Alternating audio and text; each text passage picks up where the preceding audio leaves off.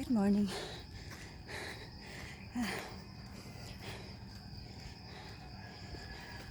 Happy Friday.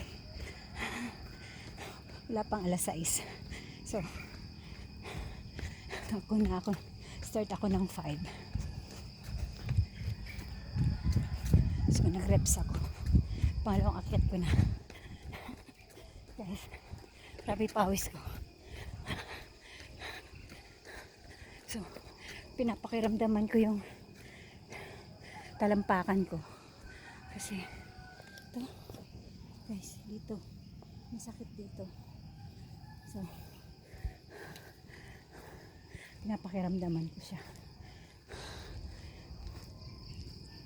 Kasi konekta siya dito sa puwetan ko. Sa banda sa pigi. Pinapakiramdaman ko. So, last day of the month, 31st ngayon. So, takbo tayo. Kasi, August 1 na bukas. So, kailangan nating mag-training for upcoming na race. Meron akong race na sa 16. Guys, makulimlim. Kasi, parang babagsak na naman yung ulan. So, kung uulan, ligo tayo.